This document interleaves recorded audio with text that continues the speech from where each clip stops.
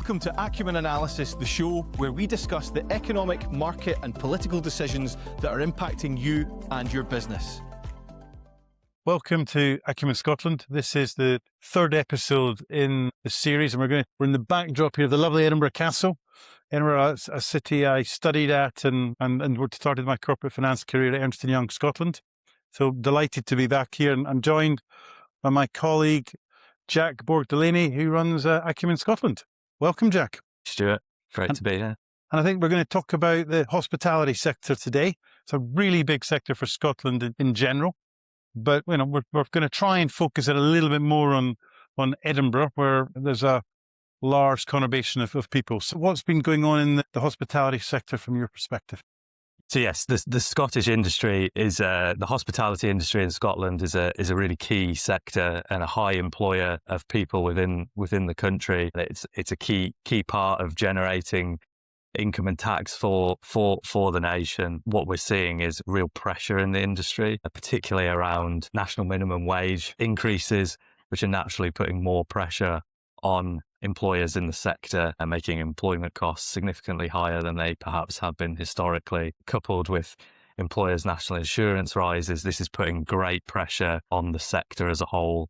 And unfortunately, what we're seeing is a number of businesses potentially deciding that they can no longer carry an operation with declining numbers in the pub industry in particular. But restaurants are also facing significant pressure with pricing, food costs are increasing, inflation is putting pressure on the business as well. So it's a worrying time for the industry and a time where perhaps reform and support is needed to keep the industry going strong. So I suppose what we're seeing is business owners feeling the cost pressure and then struggling to justify price increases. Absolutely. Because I think they're obviously feeling the pressure, but it's not just them. Everyone within the country with inflationary price pressure over the last few years is feeling the squeeze and perhaps are becoming less inclined to go and spend their spare money in the hospitality sector. So it is becoming more competitive naturally to try and get people in and get them spending their money. Well, some sectors seem to work in a microcosm. The hospitality of all of them is it's feeding off the whole economy. Every single member of the country will buy and use hospitality at some point over the course of a year, etc. So I think the challenges that everyone is facing, you, me, everyone, all these businesses and individuals, where increased tax, challenges around economic growth are feeding into us being less willing to part with our pounds and pence in the hospitality sector. And that's unfortunately having some very big ramifications. Completely agree. I think that coupled with just uncertainty at a political level as well, that has carried on for a period of time. I think everyone is not sure what's next around the corner. I think that's infecting not just the individuals in the country that live here, but investment decisions as well in terms of external or internal investment as to, is the UK and that sector a safe place to invest, because we're not sure what policy decisions are coming next.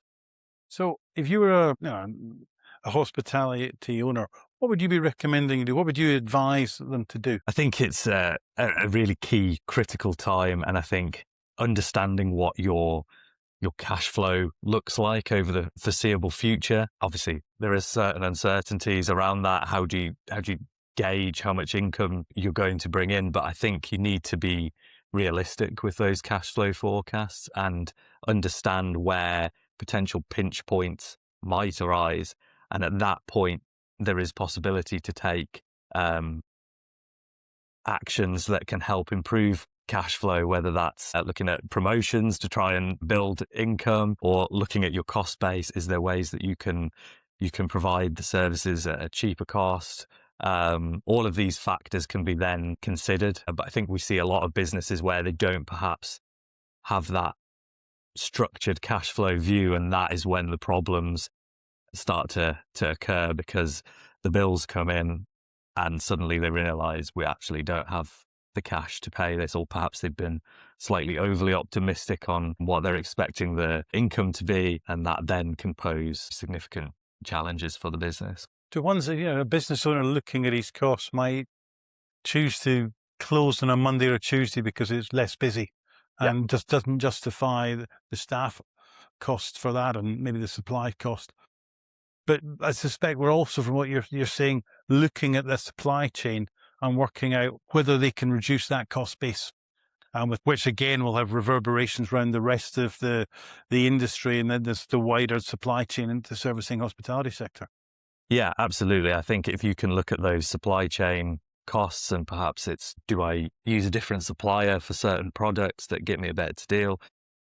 Do I buy in bulk to try and secure a better price? It's those sort of decisions that need to come in. But if your income level is not growing, that's the natural place to focus on where you can save money and hopefully keep trading for the long-term future. What's the sort of, if you have your ear to the ground, what do you think the political climate is for a change of policy? I think certainly locally, there are concerns around pubs and hotels and restaurants potentially receiving some pretty significant council tax rises in the coming years, which again is causing real concern in the industry as to obviously already an industry under significant pressure. Those types of decisions can really cause catastrophic damage if you're really struggling at the minute. Obviously, we've got an election coming up in May this year.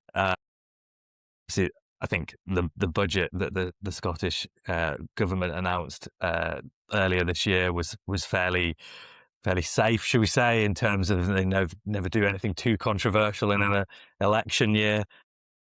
But it'll be interesting to see with the SNP expected to probably maintain a majority holds and whether there's any policy decisions that they choose to make post-May.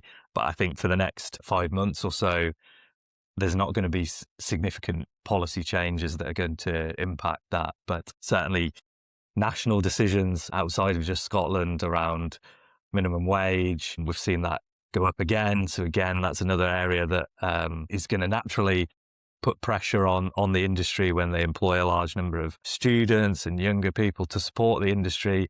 It's an area that again is going to add pressure and continue to add pressure for the foreseeable. I mean, it's quite an interesting discussion around the political side of this. And in Westminster, which has driven a lot of these increases in minimum wage, national insurance, etc. And yet SNP have got the control of the Scottish government, the Scottish taxes. You've got two left-wing governments here, often at loggerheads. Yes. The Scottish-English divide, etc. Do you think that they're going to almost work together or work against each other in terms of trying to solve these problems? I think that's a really good question. And I think ultimately the SNP's goal and their main objective is around independence. So they're looking to prove that they can do things effectively on their own without Westminster's intervention and support. And I think that naturally creates the friction and tension at times. But I think ultimately, for the foreseeable, they're going to have to try and work together for the best outcome. And I think they push on certain decisions. And I know the SNP are really keen to ensure Scotland's voice is heard within Westminster more loudly. And I think they are trying to make progress there. But ultimately, I think there's only so many decisions the SNP can make up here. Yes, they have the devolved powers, but a large percentage of those major decisions that impact the businesses here will come from Westminster. With one hand behind their back. Yeah. Which is something they've always been complaining about. Exactly that. But then it works both ways in terms of the revenue that is sent up to Scotland from Westminster. So it's a difficult position. It always has been, and I think always will be, to be honest. There is that natural. From my perspective, I'd love to see the two governments trying to work together. I would as well. I think it's people on the ground are suffering, and if they could pull together and come up with sensible policies. Yeah, I think ultimately, until anything happens otherwise, we are the United Kingdom, and we should work as a nation that wants to support all parts of the UK. And I think it's really important that where we have devolved powers, there's sufficient communication that rash decisions aren't made from one end to the other, that does have impacts across the board. So I suppose one of the challenges is that the revenue is often coming from a different source. In the old traditional days, people would turn up, they might phone. Before the days of the mobile phone, they'd have phoned up from their home or their office, booked a table somewhere or a room, and that's them done. Now you've got all the digital technology and they're buying software. That software's going to be paid for. So there's automatically a leak from top-line revenue, which puts further pressure. So it's not just cost that's the challenge, it's the revenue side. And you've got this ability to control how that's worked and how that's priced in. But there's often a sort of with Airbnbs and the like, you've got to give the best deals. You can't just have Airbnb at a higher price and you undercut. You've got to give them the same terms typically. So there's a challenge in the top line as well. Yeah, I completely agree. I think there is that challenge. I think the way to look at it, I always see is that, yes, the technology brings cost pressure, but I also think it opens different avenues for potentially different types of sales. So actually, I think probably post-COVID, people's eating habits have probably changed more so than ever. And maybe, yes, there is still a culture to go out and have a meal, but I think there's equally a bigger culture to say, you know what, we'll order something in. So I think those within the sector that are open to embracing software and delivery services, etc. Yes, there's the cost that comes with it, but I do think there is opportunities to generate additional revenue that way without probably needing the extra staff that you need within the restaurant setting itself. So we could be seeing the growth in cloud restaurants where there's no physical tables and chairs. There's just a kitchen. Absolutely. And you see that not so much in restaurants, but certainly in fast food outlets, for example. The days of going and waiting in a queue at a counter have completely disappeared, and they have been replaced by digital screens that you go in and place your order on a screen and it's sent directly back to the kitchen. And I think that's a real development area that we see. That could extend to the restaurants that are struggling, could start doing more of the online and cloud delivery. The challenge of that, of course, will be food quality. So I know there have been places elsewhere where they've designed special ways to keep the packaging and the food hot. Chinese food is a classic example. They've got those little tins that keep the heat and reflect the heat back in. I think there might be some movement around that, possibly as the technology advances. I think as well, I think we have to talk about the massive impact that social media is having on the sector as well. I think more so than ever, the risk of a potentially negative review from someone that perhaps has a large following on whichever platform it may be can have massive impact. So I think businesses need to consider that as well. And I think we're seeing really successful restaurants inviting influencers, should we say, to come in and video and try their food, and that can have a huge impact. It's amazing when you go.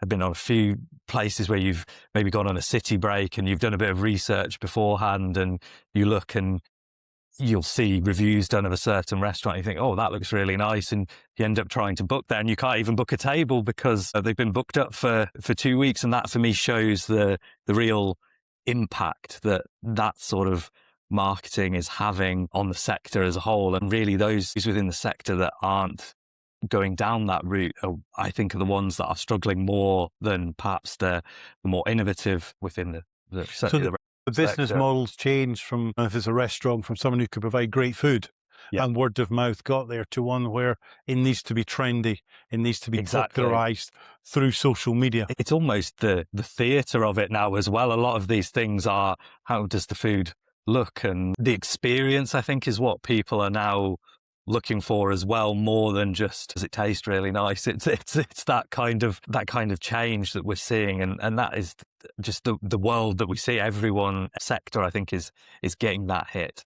I mean, that would be quite a challenge for the small hospitality business to pay for a celebrity, minor or major celebrity, to promote their business. And it's really hoping that local community can do something rather than getting the celebrities in, I suspect. Yeah, I think that, but I think there's work they can do to self-promote their own their own products. And I think it's putting the time and effort into that does make a difference, because I think certainly I know myself, if you're booking a restaurant and it's maybe somewhere that you've not been before, so you don't have a view of the restaurants that are in the town, city, whichever you are, you do your research.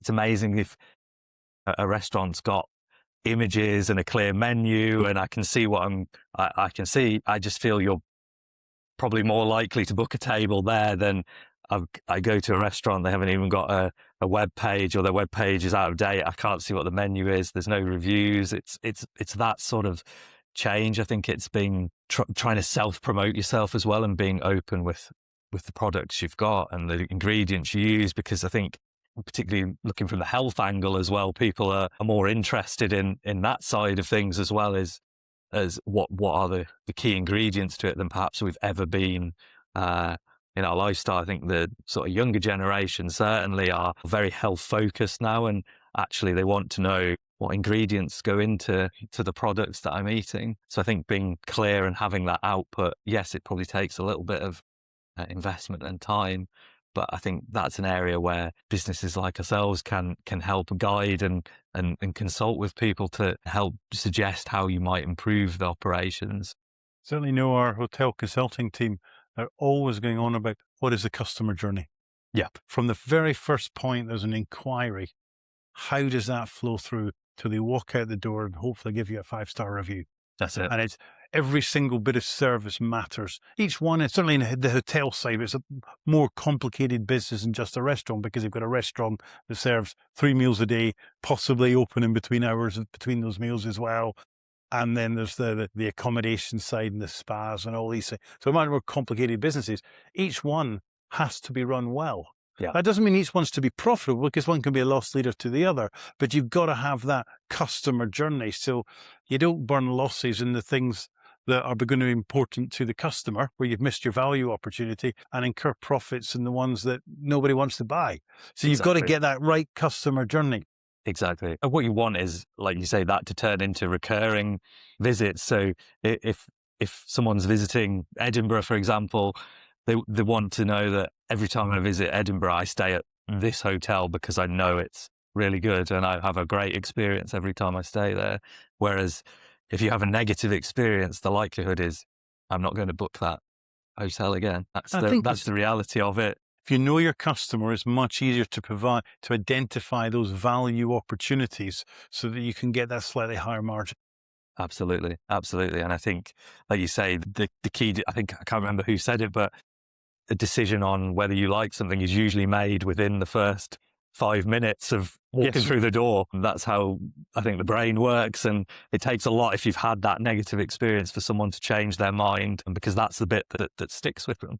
So I'm more of a rugby fan. Obviously, you wouldn't buy a rugby ball at a football match, and vice versa. Yeah. Know your customer and sell the right product to the right people. Exactly. I certainly think if we went back to the cost pressures that the industry is facing, I think having appropriate systems in place, whether it's staff rotoring and working out how that works from a cash impact, or analysing what your average takings are, what are the trends around takings on a monthly basis, understand your seasonality, particularly we're in Edinburgh. Even weekly for some businesses. Yeah, exactly. Imagine Edinburgh, businesses here around the Fringe Festival, Hogmanay, it's distorted compared to probably January, February, for example.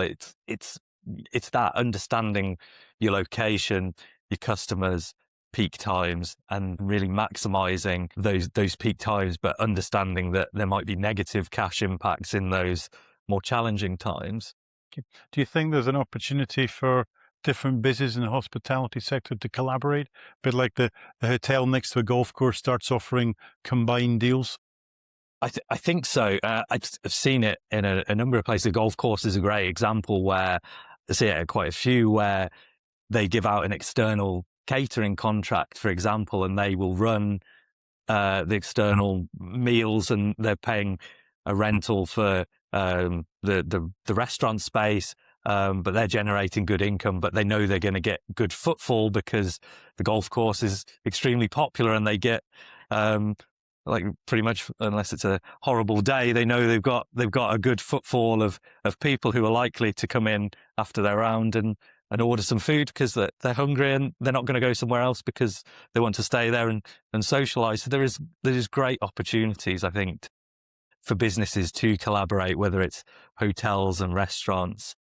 And I think it's helping to build those connections so that we get sensible solutions that work for all people in the industry, so that they feel they've got people that they can trust and work with. And, we're in the backdrop of Edinburgh Castle here. There's a large population for Scotland around here. So there is a lot of footfall nearby for all these hospitality businesses. What about outside the population centres? I mean, Scotland's got a reasonably large rural population where football is hard to come by. How are they going to cope with all these challenges? So I think that's where the challenges really lie as well. But I think what you need there, it comes back to the experience and it's customer loyalty, I think, is where we see the real value there. So if we're talking restaurants in a more rural town, you don't have the footfall of tourism visitors that we have here in Edinburgh. So you rely on the local community to support your business.